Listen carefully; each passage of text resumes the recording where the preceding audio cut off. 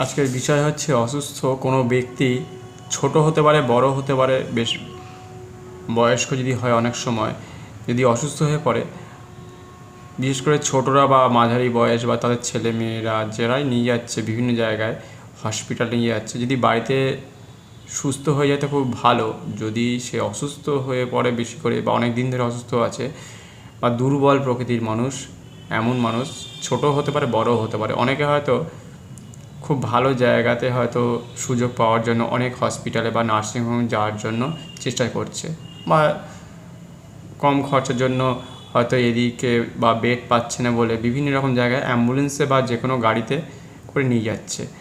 সেই সময় কি হয়, সে সকাল থেকে রাত পর্যন্ত হয়তো কিছু খেয়েছে অথবা কিছু খাওয়ার মতো তার অসুবিধা আছে, সে না খেয়ে রয়েছে, খুব দুর্বল, সে জার্নি করছে এবং রাস্তা যেভাবে খারাপ চারিদিকে, তার সাথে সাইলেন্সের আওয়াজ যে গাড়িতে থাকে বা আশেপাশের আওয়াজ থাকে, তার শরীর কিন্তু অনেক বেশি উইক বা দুর্বল হয়ে পড়ে, সে ভেঙে পড়ে। এবং এমনও হয়েছে যে ভালো হসপিটাল খোঁজার পক্ষে বা হয়তো সেখানে সুযোগও হয়ে গেছে, এমন জায়গায় হয়েছে বা হসপিটালের জায়গায় এসে গেছে, স্যালাইন চলছে, বেড পায়নি বলে তাকে কিন্তু আবার সেখান থেকে রিলিজ করে, মানে বন্ডে সই করে কিন্তু আবার অন্য হসপিটালে নিয়ে যাওয়া হয়েছে। এবং সে সারাদিন ধরে, যেহেতু সকাল থেকে রাত, যদি সকাল 9টায় বা 8টার সময় হয়, সে যদি বিকেলে সুযোগ পায় কোনো একটা হসপিটালে, সে যদি বেডে যদি সুযোগ না পায়, হয়তো মাটিতে হয়তো তার স্যালাইন চলছে বা শুশ্রূষা চলছে, যে আর ঘন্টা 2 বা 1 দিন 2 দিন পরে বেড খালি হলে তাকে হয়তো বেড দেওয়া হবে। কিন্তু তার বাড়ির লোকজন, যে সেই রকম অনেক সময় দেখা গেছে যে তার বাড়ির লোকজন ভাবে যে বেড পায়নি, তাহলে অন্য হসপিটালে বা অন্য কোনো জায়গায় নিয়ে যাওয়া হোক। এই করতে গিয়ে যে আরও যে তার ক্ষতি হয়ে গেল, এর ফলে কিন্তু দেখা গেছে পরবর্তী সময় তার 2-1 দিন বা 1 দিন পরই মারা গেছে, এরকম একটা ঘটনা ঘটেছে। সেই জন্য যারা অনেক ছোট ব্যক্তি আছে বুঝতে পারে না, সে তো সুস্থ, যে ব্যক্তি তাকে হসপিটালে বা নার্সিংহোমে নিয়ে যাচ্ছে সে সুস্থ, এবার যে অসুস্থ তার কথা অনেকে বুঝতে পারছে না। সেই জন্য অনেক সময় হয় যে ব্যক্তিটা অসুস্থ সে কিন্তু আপনার কাছের লোক, সে যদি একবার হারিয়ে যায় তাহলে কিন্তু আপনি পরবর্তী সময় নিজেকে দোষ দেবেন, হয়তো অনেক সময় ভাববেন যে আমার জন্য এটা হয়েছে, বা তার আশেপাশের লোকজনও ভাববে যা বারবারে। আসলে কি হয়, এগুলো সম্বন্ধে মানুষ প্রথমই হয় জীবনে ঘটে, সেই জন্য আগে ভাগে জানতে হবে।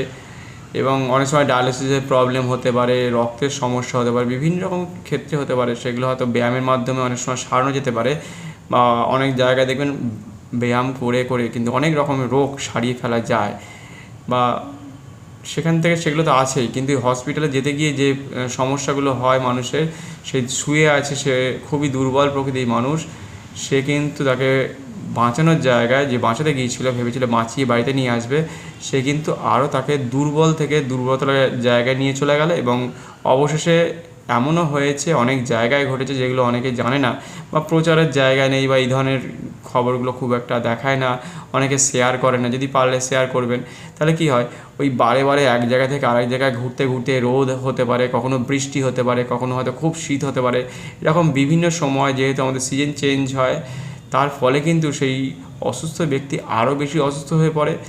এবং বাড়িতে যদি কোনো অসুস্থ ব্যক্তি থাকে, আগে থাকতে তাকে দেখানোর দরকার, হয়তো সেরকম হয়তো সুযোগ যদি না থাকে, তাহলে কিন্তু আশেপাশের ডাক্তারকে দেখানোর সুযোগ তৈরি করতে হবে বা বাড়িতে বলতে হবে।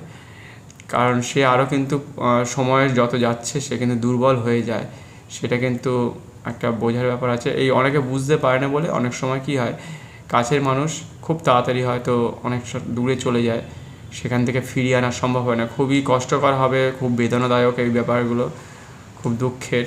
কিন্তু এরকম দেখা গেছে তার নিজের কাছের লোক, খুব কাছের লোক, সে হারিয়ে গেছে। এটাই আজকে বলার ছিল। আজকে এখানেই শেষ করলাম। পরবর্তী সময় এরকমই আরও অন্য কিছু ভালো কিছু খবর নিয়ে আবার আসবো। এখানেই শেষ করলাম। ধন্যবাদ, নমস্কার।